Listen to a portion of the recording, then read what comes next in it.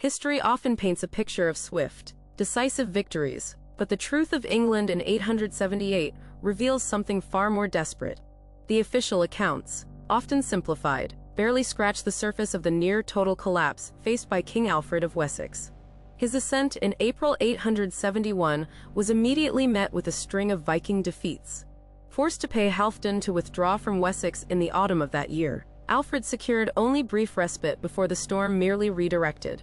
Halfdan quickly captured London, a vital trading hub, and by 873, solidified Viking rule in York after extracting a third Danegeld from King Burgred of Mercia. This relentless pressure continued into 874, as Halfdan captured Repton, a royal center, compelling Burgred to abdicate and flee to Rome. Mercia itself was brutally partitioned, its eastern half falling under Halfdan's direct control, while the west was left to the Viking-influenced Ceolwulf. Wessex, the last English kingdom, teetered on a knife edge, its very existence hanging by a thread. The true gravity of the situation became undeniably clear with the relentless shadow of Guthrum. He returned to Wessex in 876, seizing key strongholds like Wareham and Exeter, though a timely storm off Dorset wrecked 120 of his ships, forcing a temporary and uneasy peace. This reprieve proved tragically brief. Amidst Christmas celebrations, on January 6, 877, Guthrum launched a devastating, unexpected ambush at Chippenham. King Alfred, caught completely off guard, was forced to flee, seeking refuge in the desolate, unforgiving Somerset marshes.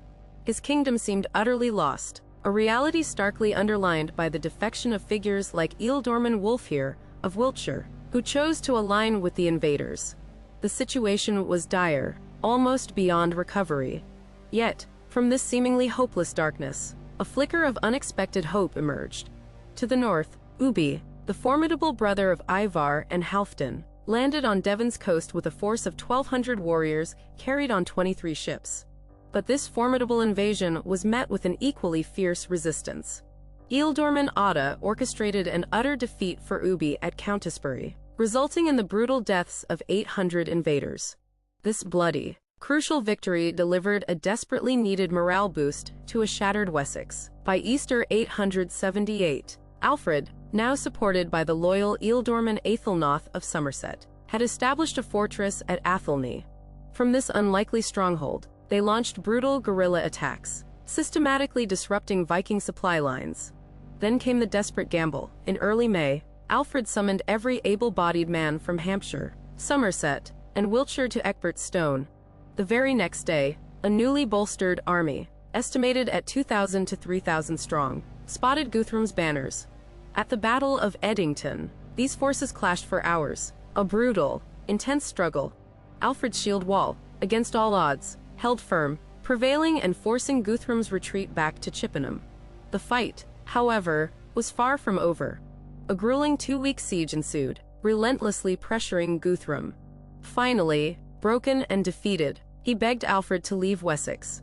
The profound culmination of this struggle arrived with Guthrum's conversion to Christianity at Aller, where he was renamed Aethelstan, with Alfred himself standing as godfather. This led to the signing of the Treaty of Wedmore, an agreement that recognized Guthrum as the King of East Anglia, a realm where he even minted coins bearing his Christian name.